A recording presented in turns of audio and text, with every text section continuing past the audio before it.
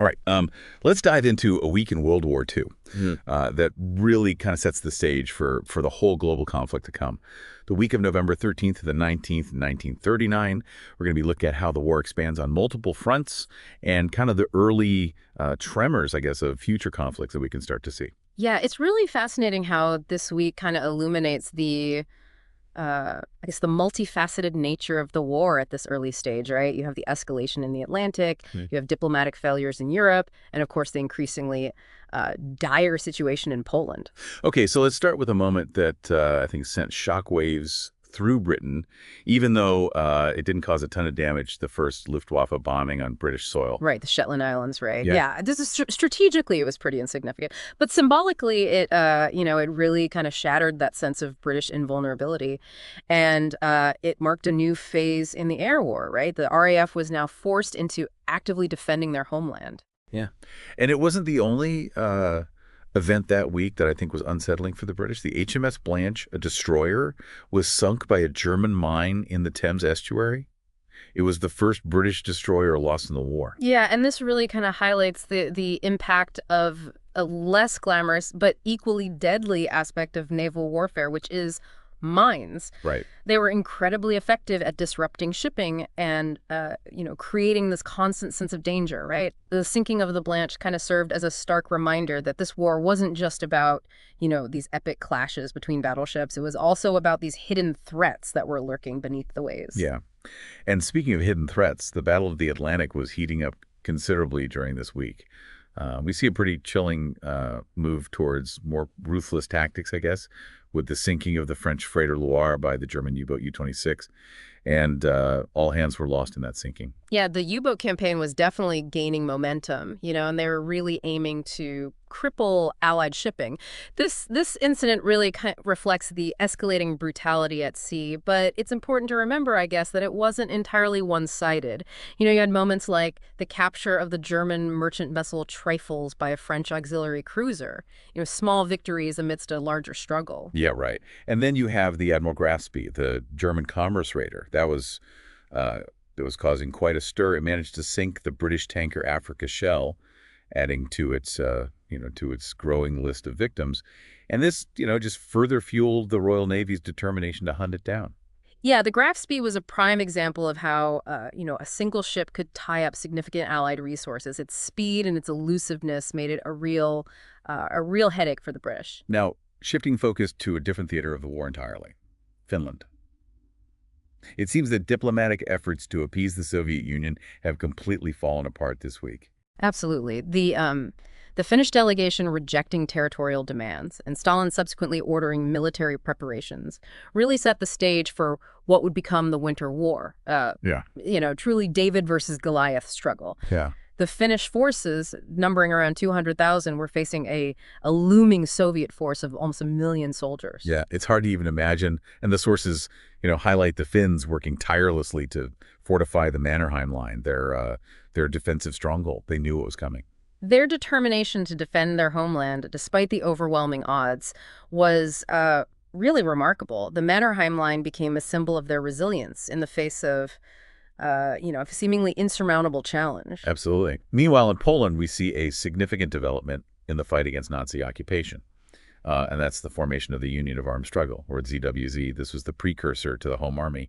And it really marks, I think, a crucial step in the Polish resistance movement. Yeah, it's a powerful reminder that even under, the crushing weight of occupation, the will to resist remained alive, right? The ZWZ became a beacon of defiance against Nazi tyranny. Yeah, absolutely. Unfortunately, this glimmer of hope is overshadowed by the brutal realities of Nazi oppression that are continuing to unfold. And we see this in the horrifying burning of the Great Synagogue in Udu, a blatant act of cultural and religious persecution. Yeah, this act of barbarism really underscores the Nazi regime's systematic targeting of Jewish communities. It wasn't just about military conquest, right? It was about the eradication of entire cultures and peoples. Yeah, and the situation becomes even more dire with the with the sealing of the Warsaw Ghetto, effectively isolating the Jewish population and cutting off essential resources. Yeah, the Warsaw Ghetto was essentially, a prison designed to dehumanize and isolate the Jewish community,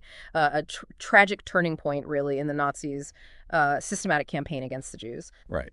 Back in Germany, we see the Nazi regime's obsession with image and control on display as the Kriegsmarine renames the heavy cruiser Deutschland to Lützow. It might seem like a minor detail, but it reveals their sensitivity to, potential propaganda setbacks. They understood the power of symbols and were willing to manipulate them to maintain their carefully constructed narrative. Yeah. At the same time, Admiral Raeder, the head of the Kriegsmarine, orders studies on a potential invasion of Britain. These are the early seeds of what would become Operation Sea Lion. Yeah, this shows that even at this early stage, the Nazi leadership was, entertaining ambitious plans for expansion. The invasion of Britain, though ultimately unsuccessful, would become a major focus for the German military in the years to come. Right. Moving to Czechoslovakia now, student protests following the death of Jan Alpetal are met with brutal force. Yeah. Hundreds are arrested, universities are shut down, and tragically, 9 student leaders are executed. This event's, a stark reminder that Nazi brutality wasn't confined to the battlefield. They, ruthlessly crush any form of dissent or opposition within their territories. The legacy of these protests lives on in the designation of November 17th as International Students' Day. It's a testament to the courage and sacrifice of those who dared to stand up for their beliefs. Absolutely. And the escalating violence against Jewish communities continues with reports of grenades being placed at synagogues in Vienna by the SS. This, this chilling act is another clear indication of the growing threat to Jewish communities throughout Nazi-controlled territories. It's a tragic reminder that the Holocaust was not a sudden event, but a gradual escalation of violence and hatred. Right. On the Western Front, diplomatic efforts seem to be faltering. Despite German intelligence reinstating the Netherlands in its invasion plans, the Dutch Prime Minister assures his nation that there's no immediate threat. This disconnect between perception and reality is striking. Many European leaders were still clinging to the hope that war could be avoided, even as Germany was actively planning their demise. It's a tragic example of wishful thinking in the face of, imminent danger. It really shows you, the dangers of miscalculation and underestimation in a time of war. Yeah, and any remaining hope of a peaceful resolution seems to vanish this week, with Germany rejecting a peace mediation offer from Belgium and the Netherlands. Yeah, this rejection, I think, makes it clear that Germany was committed to its aggressive expansionist goals. Negotiation was not on their agenda. I mean, they were determined to reshape the map of Europe by force. And yet, the Allies continued with their preparations. The Anglo-French Supreme War Council finalized the Dial Plan. That was their strategy for responding to a German attack. However, their efforts were hampered by Belgium's refusal to allow reconnaissance on their territory. Yeah, this lack of cooperation, I think, demonstrates a recurring challenge for the Allies, right? Maintaining unity and coordination between different nations with different priorities. It seems like every decision made during this period has repercussions that extend far beyond, the immediate situation. Even actions that were meant to safeguard one's own interests could backfire. Absolutely. I mean, a case in point is the detention of the American freighter Black Hawk by the British. While they suspected it of carrying contraband destined for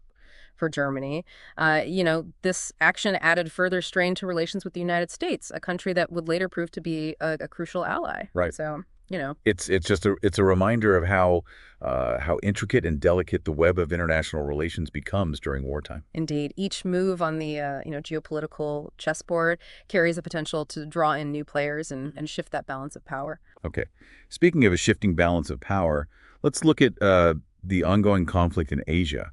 Japanese forces continued their relentless advance in China, capturing key coastal positions and pushing toward Nanning. Right, and this demonstrates Japan's unwavering commitment to expanding its empire in Asia. They saw China as a crucial stepping stone in their quest for regional dominance. And we also see evidence this week of a strategic shift within the Japanese leadership. The dismissal of General Kenkichi Ueda, who had advocated for attacking the Soviet Union, seemed to signal a consolidation of their focus on a strike south strategy. Yeah, this decision to prioritize Southeast Asia and the Pacific would have, profound implications later in the war, Yeah. ultimately setting Japan on a collision course with the United States. Yeah, it's really remarkable how this single week kind of foreshadows so many of the defining conflicts and turning points of World War II. It's as if we're witnessing the initial tremors of an earthquake that will soon reshape the entire world. One aspect that I find particularly unsettling is increasing threat to Jewish communities across Europe. Hmm. The burning of the synagogue in Odu, the discovery of grenades placed at the synagogues in Vienna, the sealing of the Warsaw Ghetto. I mean, it's a chilling escalation of persecution. Yeah, and it's a crucial point to remember that the full horrors of the Holocaust were still to come. But these incidents show that the Nazi campaign against the Jews was a calculated process. These acts of violence and intimidation were not isolated incidents, but rather part of a systematic and deliberate plan to dehumanize and ultimately eliminate an entire people. Yeah. I think it serves as a stark reminder that we must always remain vigilant against all forms of intolerance and hatred. Absolutely. We have a responsibility to learn from the past and actively combat prejudice and discrimination in all its forms. Okay. And it's also worth noting, as you mentioned earlier, that while we often focus on the major battles and campaigns, it's these smaller, seemingly insignificant events that I think truly reveal the human cost of war. You're absolutely right. Take the sinking of the British vessel Sardana near Singapore. It wasn't sunk by enemy action, but by a British mine. It's a tragic irony that underscores the chaotic nature of war and the ever-present danger, even in supposedly safe waters. Yeah, it's a sobering reminder that even the best laid plans can go awry, and innocent lives are often caught in the crossfire. This week in 1939 truly serves as a microcosm of the war as a whole. It's this complex and interconnected series of events with far-reaching consequences, and it's a stark reminder that history isn't just a collection of dates and battles, but a tapestry woven from countless individual stories, each with its own triumphs and tragedies. It's a lot to take in, but I think that's what makes these deep dives so fascinating. We're not just skimming the surface. We're really getting down into the details, the human stories, the ripple effects that ultimately shape the course of history. Exactly. And what's particularly striking about this specific week is how it kind of foreshadows, so many of the key themes and turning points of the war that's to come, right? It's like watching the pieces of a complex puzzle, slowly falling into place, even if we can't yet see the complete picture. As we conclude our deep dive into this pivotal week in 1939, what stands out most to you? What's one thing you hope our listeners take away from this exploration? I think for me, it's the interconnectedness of everything. The decisions that were being made in Berlin, they had ripple effects in London, in Warsaw, in Tokyo, and beyond. This week really underscores the global nature of the conflict and the far-reaching consequences of seemingly isolated events. It's a stark reminder, I think, that we live in a world where actions have consequences and our choices really do matter. Well said. And as we continue to explore these echoes of World War II, let's remember the lessons learned. Let's honor the sacrifices made, and let's strive to create a world where peace and understanding prevail.